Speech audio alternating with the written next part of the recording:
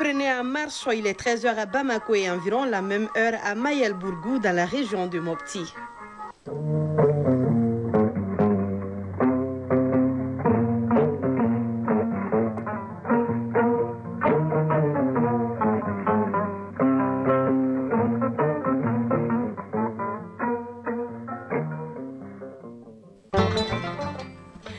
Merci de votre constante fidélité à Mali Actualité. Mesdames et messieurs, en vous espérant en santé, bonjour et bienvenue aux informations au micro Brahma Traoré. Et Fatou Djabi, voici les titres. Quand le fer de lance d'une nation s'engage, l'objectif devient facile à atteindre. Pour réussir le processus de et refondation du Mali, les jeunes donnent de la voix à la faveur de la célébration de la journée de la brigade citoyenne. Autre mobilisation, 2000 femmes chrétiennes du continent prônent la paix et la cohésion sociale.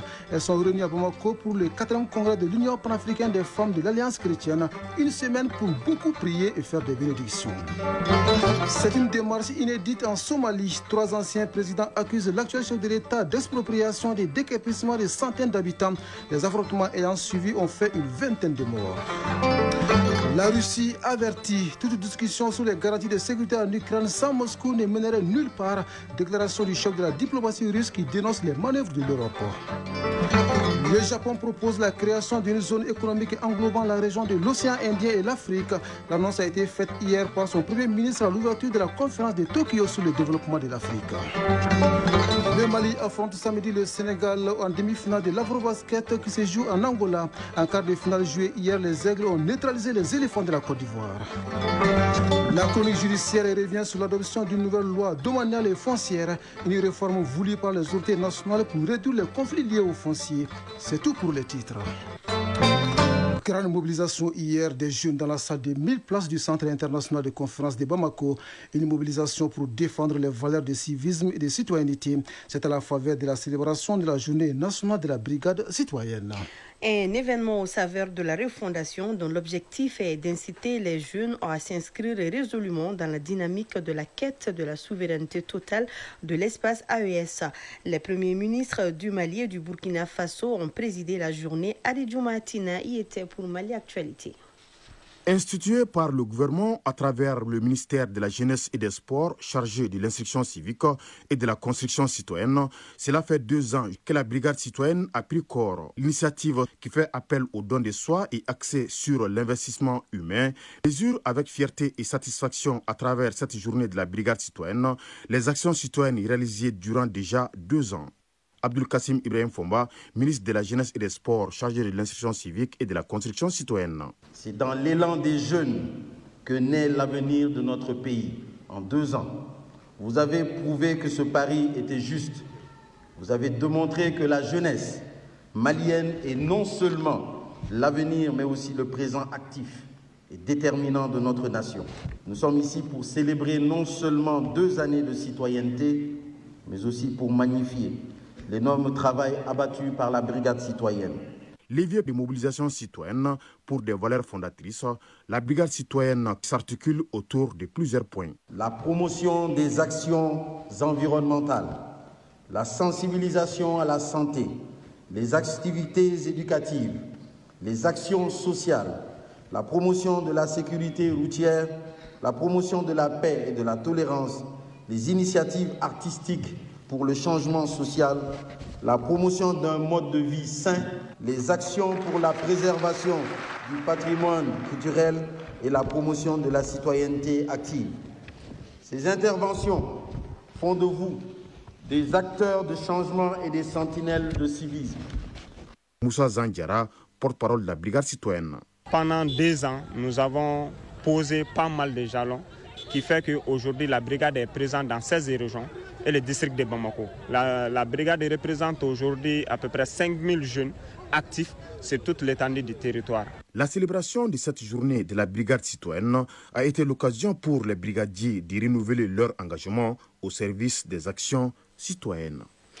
Des actions citoyennes qui mobilisent 5000 jeunes maliens. Autre mobilisation, celle des femmes chrétiennes du continent pour la paix et la cohésion sociale. 2000 d'entre elles, venues de 15 pays africains, se concertent depuis hier à Bamako. Elles sont réunies pour leur 4e congrès autour du thème « Quand les fondements sont renversés, le juste Que fait-il? Oui, pendant une semaine, les congressistes regroupés au sein de l'Union panafricaine des femmes de l'Alliance chrétienne vont mener plusieurs activités avec comme dénominateur commun beaucoup de prières et de bénédictions afin que le Seigneur étale sa grâce sur nos différents pays. On en parle avec Inaba. Après 25 bonnes années d'absence, l'Union panafricaine des femmes de l'Alliance chrétienne revient au Mali. Ceci à la faveur du 4e congrès de l'Union. Le but est de témoigner la foi chrétienne à travers les œuvres que les fidèles accomplissent. Il s'agit surtout de sensibiliser ces dernières pour un plus grand engagement pour l'œuvre du Seigneur. Le thème du 4e congrès est « Quand les fondements sont renversés, le juste, que ferait-il » Traoré, Nyangali Traoré, président de l'IPFAC. Chercher ensemble des réponses stratégiques inspirées de la parole de Dieu pour réaffirmer nos fondements en Christ, fortifier notre amitié, notre unité en tant que femmes chrétiennes africaines et affecter nos armes spirituelles pour bâtir, guérir, enseigner, influencer. Nous avons un rôle crucial à jouer dans cette période historique.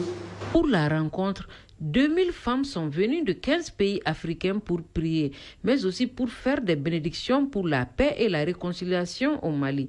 Pour le ministre des Affaires religieuses et du culte, ce rassemblement a tout son sens, car c'est un événement très heureux pour le Mali. Dr Mamadou Kone. Le rôle que jouent les femmes dans le processus de paix, ce sont les femmes qui sont non seulement les mamans, c'est elles aussi qui sont capables de faire tout pour qu'il y ait la paix. Quand les femmes acceptent, c'est toute la nation qui accepte. J'ai beaucoup apprécié à plus d'un juste titre parce que ça permet la cohésion totale entre non seulement les femmes. Une fois que les femmes sont unies, ça veut dire que le peuple va commencer à avoir les bons chemins pour vivre. L'Union panafricaine des femmes de l'Alliance chrétienne a vu le jour à Brazzaville au Congo en août 1994. Elle a pour mission de témoigner de la foi chrétienne à travers les œuvres de ses membres. Elle organise des activités un peu partout en Afrique. Pendant une semaine, plusieurs activités sont programmées sur le site de Kabbalah. Et voyons à présent ce qui fait l'essentiel de l'actualité hors du Mali. Première escale, le Cameroun, où Joshua aussi, candidat à la présidentielle du 12 octobre prochain, n'est pas convaincu de la nécessité d'une candidature unique face à Paul Biya, le chef de l'État sortant. Le président du parti SDF affirme être en capacité de gagner, y compris seul contre tous les autres candidats, et considère une éventuelle candidature consensuelle comme une distraction. Il était face à la presse en début de semaine pour présenter les grands axes de son programme. Pas d'élection en vue en RDC, mais Human Rights Watch dénonce l'exécution de plus de 140 civils par le groupe AFC M23 à l'est du pays durant le mois de juillet. C'est ce qui ressort d'un rapport publié hier. L'ONG qualifie ces massacres de pires atrocités commises par le groupe armé depuis sa résurgence fin 2021. L'organisation de défense des droits humains dénonce des crimes de guerre et appelle la communauté internationale à accentuer la pression sur le Rwanda accusé de soutenir ces rebelles. Oui, si en RDC, le Rwanda est accusé de soutenir les rebelles en Centrafrique, les ex-combattants des 3 heures, c'est-à-dire retour, réclamation, réhabilitation, dénoncent plutôt des violations de l'accord de paix. Un accord négocié à N'Djamena au Tchad en avril est signé à Bangui, la capitale centrafricaine, le 10 juillet 2025. Dans une vidéo, ils dénoncent avoir été agressés et attaqués par d'autres forces sur le terrain. Les ex-rebelles demandent au gouvernement de trouver une solution afin d'éviter le pire. Gouvernement dont la réaction est toujours attendue. Autre réaction attendue, c'est celle du gouvernement soudanais. Un convoi d'aide du programme alimentaire mondial a été attaqué hier dans la région du Darfour, selon un porte-parole de l'agence onusienne. 3 des 16 camions du convoi qui transportaient de l'aide humanitaire ont été endommagés et ont pris feu. Indique la même source qui précise que les membres du convoi étaient sains et saufs. Pour le moment, on ignore les acteurs de cette attaque. Et pas d'attaque en Somalie, mais une démarche tout à fait inédite. 3 anciens présidents ont écrit une lettre à l'actuel chef de l'État, Hassan Sheikh Mahamoud, dans laquelle ils l'accusent d'avoir illégalement vendu des terres appartenant au domaine public à Mogadiscio pour un projet immobilier privé. L'expropriation et le déguerpissement par la force des centaines d'habitants a provoqué des violences la semaine passée. Au moins 20 personnes ont trouvé la mort dans des affrontements entre les soldats et la population. Il est tragique que notre armée soit déployée pour tuer les pauvres sous les ordres directs du président, a réagi l'ancien Premier ministre Hassan Ali Eker. Lui, il est toujours en activité. Le Premier ministre japonais a ouvert hier les travaux de la conférence de Tokyo sur le développement de l'Afrique TICAD à Yokohama devant une cinquantaine de chefs d'État et de gouvernement africains. Le chef du gouvernement japonais, Shigeru Ishiba, a proposé la création d'une zone économique englobant la région de l'océan Indien et l'Afrique. Le pays du soleil levant veut aussi faciliter la numérisation de l'Afrique. Pour ce faire, il entend introduire des cours d'intelligence artificielle dans les universités d'une douzaine de pays du continent. 3000 étudiants africains seront initiés à l'intelligence artificielle dans les domaines de l'agriculture, l'industrie, la logistique ou encore l'investissement. De l'investissement à l'avertissement, la Russie met en garde toute discussion sur les garanties de sécurité que les Occidentaux envisagent de donner à l'Ukraine sans prendre en compte la position de Moscou ne mènerait nulle part. C'est ce qu'a déclaré hier le ministre russe des Affaires étrangères. Sergei Lavrov dénonce les manœuvres de l'Europe pour influencer le président américain Donald Trump afin qu'il continue à armer l'Ukraine. En attendant, les États-Unis prennent de nouvelles sanctions contre 2 juges français et canadiens ainsi que 2 procureurs de la Cour pénale internationale. L'annonce a été faite hier par l'administration Trump. Les mesures annoncées concernent une interdiction d'entrer sur le sol américain et le gel des avoirs éventuels détenus aux États-Unis et toute transaction financière avec eux. Israël salue cette annonce. De son côté, la France exprime sa consternation quant à la CPI. Elle qualifie les sanctions américaines d'attaque flagrante à l'indépendance de l'institution. Nous restons aux États-Unis où le président Donald Trump a décidé de déployer 3 navires de guerre au large des côtes du Venezuela au motif de la lutte contre le trafic de drogue. C'est ce qu'a annoncé hier un responsable américain, une décision qui intervient sur le fond des tensions entre les 2 pays. Donald Trump intensifie la pression sur son homologue vénézuélien. Il a doublé début août à $50 millions la prime offerte pour tout élément permettant d'arrêter Nicolas Maduro pour trafic de drogue. Et pour boucler l'actualité internationale à 13h passées de 12 minutes aussi entre Washington et Caracas, la paix n'est pas à l'ordre du jour. L'Inde et la Russie affichent en revanche leur volonté de poursuivre leur commerce malgré les pressions du président américain Donald Trump. Les États-Unis menacent l'Inde de barrières douanières exorbitantes si elle ne cesse pas ses achats de pétrole à la Russie. New Delhi refuse de céder et vient de réaffirmer son partenariat stratégique avec Moscou. De grands raffineurs indiens assurent cette semaine que leur achat de pétrole russe tourne à plein régime. Par ailleurs, le président Vladimir Poutine doit rencontrer le premier ministre Narendra Modi à New Delhi d'ici à la fin de l'année, selon un responsable de l'ambassade de Russie en Inde. Revenons à Bamako pour parler du chiffre du jour. Plus de 2 milliards de francs CFA, c'est le coût de la deuxième phase du programme pluriannuel de résilience en faveur de l'éducation en situation d'urgence. Le programme couvre les régions de Mopti, Badjangara et Douanza. Oui, son objectif est d'appuyer les efforts de l'État dans l'amélioration de l'accès et de la qualité de l'éducation au Mali. La deuxième phase du programme a été lancée à Mopti, d'où nous appelle Boubacar Sankaré. Plus de 57 000 enfants déplacés, réfugiés, retournés et familles hautes vulnérables des régions de Mopti, Banyangara et Douanza vont améliorer leurs résultats scolaires grâce au programme pluriannuel de résilience en faveur de l'éducation en situation d'urgence phase 2. Ce programme qui vient d'être présenté aux acteurs de l'école et aux autorités vise à améliorer l'accès des filles et garçons âgés de 3 à 18 ans à une éducation inclusive, sensible au genre et de qualité.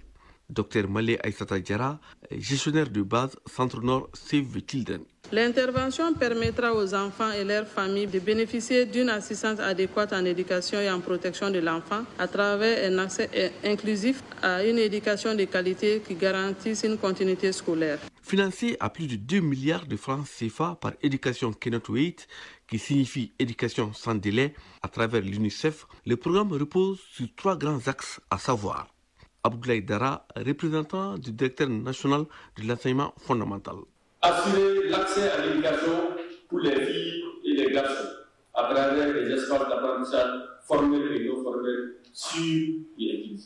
Garantir une éducation de qualité et répondre aux besoins spécifiques de chaque enfant, y compris les plus vulnérables. Renforcer la résilience du système éducatif afin qu'il puisse répondre rapidement et efficacement aux risques. Abdoulaye Degatira, conseiller au gouvernement de Mopti. Nous avons une responsabilité collective envers les enfants. J'exhorte donc tous les parties prenantes à s'impliquer dans la mise en œuvre de ce projet afin de favoriser l'éducation pour tous, même en temps de crise, de faire de l'éducation du devenir des enfants une priorité. Le programme pluriannuel de résilience en faveur de l'éducation en situation d'urgence phase 2 s'étend sur une durée de 27 mois. Il est mis en œuvre par Save the Children International Mali en partenariat avec les ONG CAEP et Action Mopti. Mopti, Boubacar Sankaré et Souleymane Tebsougué pour l'ERTM. De la Venise malienne, cap sur la cité du savoir où les recrues 2023 du centre de formation et de mise en condition opérationnelle de Tombouctou sont désormais aptes à servir dans les rangs de l'armée. Et c'est ce qui ressort d'une visite de la hiérarchie militaire sur le terrain. Les recrues qui seront bientôt opérationnels vont renforcer la lutte contre les groupes terroristes et contribuer à protéger les populations et leurs biens. De Tombouctou, une correspondance de Idrissa Goulou Sissoko. Les recrues du centre de formation et de mise en condition opérationnelle de Tombouctou, après 5 mois de formation, sont désormais aptes au métier des armes et se sont familiarisés avec les armes légères et lourdes et physiquement mieux aguerris. Les recrues sont testés sur le plan physique par un exercice d'embarquement et de débarquement sur les véhicules. Lieutenant-colonel Adamandi Kounandi Ouattara, directeur du centre de formation et de mise en condition opérationnelle de Tombouctou. On a eu à faire la formation commune de base. Et cette formation commune de base s'est étalée sur 3 mois. Maintenant, nous avons entamé la phase opérationnelle qui est très intense, et qui concerne les modules sur les ISTC, les armes collectives et beaucoup d'autres choses, à savoir le combat en zone urbaine, le module de sécurisme au combat. Ces jeunes recrues, ils sont prêts à être déployés dans leur environnement selon les réalités, selon le contexte du terrain. L'exercice qui aura émerveillé les autorités militaires est celui de tir à l'arme légère et lourde et il faut signaler la présence remarquée des jeunes filles.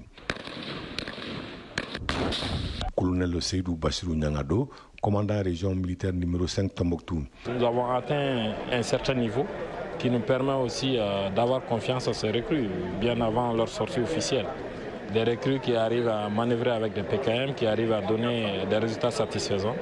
Nous sommes fiers du devoir accompli, nous sommes vraiment contents de la manière dont la formation est tenue. Ces recrues, prêts à se sacrifier pour la défense de l'intégrité territoriale de notre pays, rejoindront bientôt les rangs de l'armée malienne. Tombouctou, Idrissa Goulou Sissoko, Hassan Aïdara pour l'ORTM.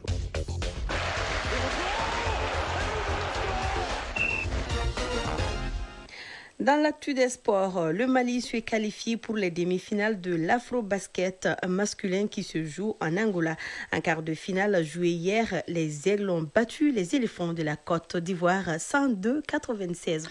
Oui, Fatou Djabi, sur le continent, le tableau des quarts de finale du championnat d'Afrique des Nations est désormais connu. La synthèse de l'actualité sportive porte la signature de Abdul Karim Kaba. Afro-Basket masculin Angola 2025, le Mali se qualifie pour les demi-finales. En quart de finale, les Aigles ont éliminé la Côte d'Ivoire par le score 102-96. Le Mali se projette désormais vers les demi-finales où il retrouvera le Sénégal. Dans l'autre quart de finale, le Sénégal a battu le Nigeria 91-75. Les deux derniers quarts de finale sont prévus pour cet après-midi. L'Angola, pays hôte, sera face au Cap-Vert et l'Égypte affrontera le Cameroun. Les demi-finales auront lieu samedi et le tournoi prendra fin dimanche prochain. Toujours sur le continent, cette fois-ci en football, le tableau des quarts de finale du championnat d'Afrique des Nations CHAN est connu. Ces quarts de finale démarrent demain vendredi. Le Kenya, l'un des 3 pays hôtes avec la Tanzanie et l'Ouganda, affrontera Madagascar. Dans la même soirée, le deuxième quart de finale mettra aux prises la Tanzanie et le Maroc. L'Ouganda sera opposé au tenant du titre, le Sénégal, samedi. Et enfin, l'Algérie et le Soudan seront aux prises. Sur le plan local, l'actualité reste dominée par la Supercoupe générale d'armée Assimi Goïta qui se poursuit à la faveur de la deuxième journée des matchs de poule. Cet après-midi, au stade Mamadou Konaté, dans la poule C, Kaï joue contre Kita à partir de 16h. 2 rencontres sont programmées dans le groupe D. Au stade Wenzen Koulibaly, il y aura Menaka Koulikoro à 16h et Bamako Koutiala à 18h au stade Mamadou Konati. La leçon de sport, pour terminer, la leçon de sport de ce jeudi nous parle des fautes issues des contacts en football. Même si le contact est autorisé en football, dans certains cas, il est sanctionné, nous dit Isaac Tchenou dans la leçon de sport de ce jeudi. Le football reste un sport de contact, mais certains de ces contacts ne sont pas autorisés. En la matière, l'arbitre cherche tout d'abord à situer les responsabilités. Ibrahim Aboubakry Haïdara, instructeur national des arbitres, nous donne des précisions. Lorsqu'il y a un contact entre 2 joueurs qui disputent le ballon, c'est-à-dire dans un duel ou un challenge, l'arbitre cherche d'abord à comprendre qui joue le ballon en premier. Parce que le football, c'est pour jouer le ballon. Ensuite, qui est le responsable du contact? Dans des contacts irréguliers, comment l'arbitre arrive à trancher? Pour mesurer la gravité de la faute, c'est-à-dire le contact, les arbitres utilisent des considérations qui sont claires, qui sont utilisées par tous les arbitres au monde pour avoir une certaine uniformité. Entre autres considérations, il s'agira de voir quelle est la partie que le joueur fautif utilise pour faire la faute. Quelle est la partie de la victime qui a été touchée? Avec quelle force la faute a-t-elle été faite? Quelle est l'intensité de la faute? Quelle est la vitesse que le joueur fautif a utilisée? Avec quelle vitesse le joueur victime de la faute est venu? Est-ce que la faute a une conséquence? Est-ce que ça a un impact sur le joueur victime de la faute? Dans un duel aérien, le bras peut causer préjudice, notamment le coude. Dans ce cas spécifique, l'arbitre évalue l'intensité, les mouvements et la forme du poignet pour prendre sa décision, nous dit Ibrahim Aboubakry Haïdara. Dans un duel aérien, lorsqu'un joueur fait un usage illégal de son bras pour charger son adversaire de la tête ou du visage, l'arbitre lui inflige un carton jaune ou rouge en fonction de la force et de l'intensité utilisée pour faire la charge. Mais lorsqu'un joueur utilise dans un duel aérien son coude pour charger son adversaire avec un mouvement additionnel clair, l'arbitre lui donne un carton rouge parce que le coude est considéré comme une arme. La protection de chaque joueur reste une priorité pour un arbitre de football. Dans le football, sport de contact, le premier rôle de l'arbitre est de protéger le jeu, mais aussi de protéger les joueurs en appliquant intelligemment les lois du jeu. Chaque action sur le terrain doit respecter les règles pour garantir l'équité dans une compétition saine. Chronique judiciaire. Dans la chronique judiciaire en rediffusion, focus sur l'adoption d'une nouvelle loi domaniale et foncière, une réforme voulue par les autorités nationales qui consacre les titres fonciers comme l'unique document légal en matière de propriété foncière. Ce titre est définitif et inattaquable selon l'article 143 de la nouvelle loi et constitue désormais le socle de la sécurité foncière au Mali. On en sait plus avec Garibou Pérou. Occupation anarchique, accaparement des terres sont autant de mots dont souffrait le foncier.